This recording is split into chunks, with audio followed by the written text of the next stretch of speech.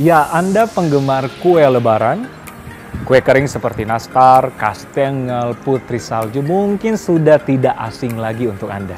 Kadang-kadang kita makan sampai lupa diri. Yang jadi pertanyaan, apa dampak kesehatan untuk kita berlebihan memakan kue kering ini? Nah, di Hidup Sehat segmen kali ini saya akan berbincang dengan Dr. Melly, spesialis gizi klinik.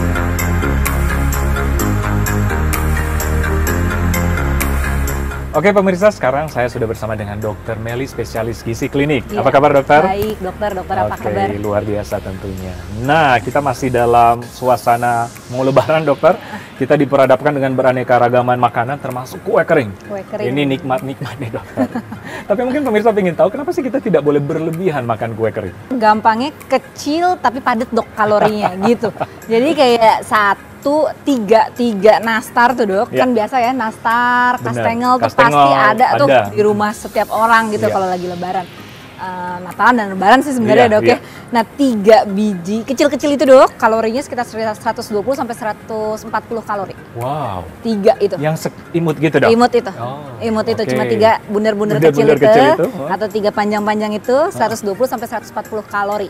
Yang mana itu kalau kita bandingin mungkin sekitar 150 gram nasi putih dok. Iya, setara gitu. Ya. Setara dengan itu. Jadi bayangin 100 dengan versus 150 gram nasi putih. Iya, nasi satu ungkep gini ya? Iya. Satu, cepet banget kita ngabisin ya kan. Kalau 3 itu nggak berasa pasti. Nggak cukup tuh 3, biasanya 6, mungkin 10, mungkin juga setoples gitu kan dok. Jadi kalorinya bisa buat mencukupi seharian, mungkin lebih dok kalorinya. Sehingga ya itu dia, bahayanya di situ sih dok. Iya. Karena mungkin kue kering kan banyak mengandung mentega, lemak dan sebagainya. Tepung, gula, mentega. Jadi lemak jenuh di situ ada, gula di situ ada, dan tepung terigu di situ ada. Semuanya sebenarnya benar-benar ya kurang sehat gitu ya dok buat kesehatan. Dari kalorinya juga, kandungannya juga. Jadi dia cepat banget akan meningkatkan kadar gula darah. Terus kemudian lemak jenuhnya tadi juga pasti akan berdampak tidak baik dalam tubuh kita gitu. Jadi benar-benar sebenarnya nggak baik. Berarti ya dok, tidak boleh berlebihan ya? Iya, icip-icip aja kan, apalagi yang penyakit metabolik ya. Betul.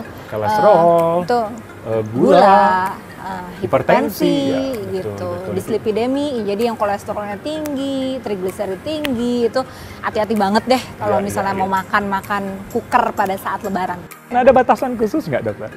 Nah, kalau kita ngomong batasan khusus, balik-balik lagi sama kebutuhan dokter sama aku pasti beda, ya kan? Jadi kita harus benar-benar tahu nih kebutuhan kalori hariannya berapa, dan kalau kita mau konsumsi itu berarti sisa dari kalori harian kita tuh berapa, gitu. Jadi harus pinter-pinter menyiasati. Kalau pengen makan kue kering, yang lain apa yang dikurangi? Iya, yang dikurangin apa dan harus ditambah apa gitu. Jadi karena kalorinya gede dengan 3 itu doang.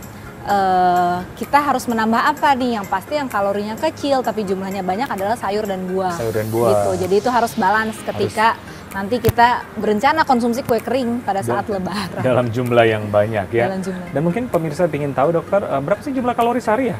Oke. Untuk kebutuhan kalori setiap orang tuh pasti beda-beda, tergantung dari jenis kelamin, tinggi badan, berat badan, sama aktivitas fisiknya. Benar. Tapi rata-rata kurang lebih untuk perempuan sekitar 1.500 sampai 1.800, untuk laki-laki sekitar 2.100 sampai 2.300 kalori dong. Gitu. Jadi itu in average-nya. Cuma beda lagi nanti kalau yang berat badannya berapa atau tinggi badannya berapa, aktivitas fisiknya makin banyak, semakin sering olahraga atau lagi kondisi sakit, itu pasti akan membedakan lagi. Tapi rata-rata 1.500 sampai 2.000. Sekitaran itu. Oke dokter, mungkin kita lebih notekan ke pemirsa di rumah, apa sih akibatnya jika kita berlebihan memakan kue kering ini dokter? Oke. Yang pasti harus diwaspadai adalah kadar gula darah ya. Jadi kadar gula darah kita abis lebaran jangan sampai ikut lebaran. Iya, jadi kadar gula darah sama profil lipid yang wajib-wajib kita maintain gitu ya, atau kita cek rutin. Jadi kolesterol darah, LDL, trigliserid, dan HDL gitu. Kalau memang kita lagi konsumsinya ngaco banget ya jangan lupa deh kalau setelah itu cek-cek klub terdekat gitu. Benar, Jangan sampai benar. tiba-tiba terjadi lonjakan yang sangat luar biasa. Benar. Berarti memang bagi penderita diabetes atau gula darah memang harus ini ya, bijak ya. Betul, apalagi untuk penderita diabetes karena tadi kandungannya kan lebih banyak tepung terigu, lemak Gula. jenuh dan gula. Ya. Jadi sangat cepat jadi dapat meningkatkan kadar gula darah. Jadi itu penting banget bijak untuk mengatur pola diet pada saat nanti hari raya ketika ingin mengkonsumsi makanan pada saat hari raya yang disajikan gitu dok untuk Oke. penderita penyakit metabolik seperti diabetes, Diabetes. kemudian tekanan darah tinggi, kemudian yang sudah punya stroke mungkin dok, riwayat stroke, kardiovaskular, jadi ada pernah pasang stent jantung misalnya, Ya. terus kemudian sama kolesterol tinggi itu harus diwaspadai. Selain Betul. itu ada lagi nggak penyakit yang perlu diwaspadai jika kita berlebih makan kue kering? Betul. Secara garis besar sih penyakit-penyakitnya adalah penyakit metabolik yang tadi disebutkan ya dokter. Cuma pasti nanti akan ada tuh dampaknya karena peningkatan berat badan sendiri itu pasti akan menyebabkan kondisi-kondisi penyakit lain, misalnya osteoartritis, radang dari sendi lutut kayak gitu. Memang kue kering kita bisa hindari ya pada saat lebaran ya. Tapi mungkin ada tips dari dokter makanan pengganti mungkin. Karena kita diperhadapkan dengan banyak makanan kan pada saat lebaran. Iya betul. Lebaran memang identik ya dengan kue kering dan sajian tinggi santan-santan biasanya gitu gula. ya. Gula. Nah, tetap aja kita kan harus menjaga bagaimana mensiasati agar kita tetap sehat tentunya pasca lebaran. Gimana caranya? Jangan lupa konsumsi untuk serat, jadi untuk sayur dan buah-buahannya tuh jangan sampai kita lupa untuk konsumsi pada saat hari raya. Jadi sajiannya sebisa mungkin nih ibu-ibu di rumah selain menyediakan hidangan wajib lebaran, tapi juga menyediakan hidangan yang juga tentunya sehat. Seperti misalnya asinan boleh dok, atau rujak buah, atau jus buah yang tidak ditambah gula. Jadi kita juga akan mengencourage orang ya untuk mengkonsumsi makanan yang sehat tersebut untuk mencukupi kebutuhan hariannya yang sehat. Yang penting seimbang lah ya. Betul dok, seimbangnya itu harus tetap dijaga walaupun pada saat hari raya. Setuju banget dokter. Oke, terakhir nih, tips ya otomatis kita harus mengkonsumsi kue kering ya, mau tidak mau ya.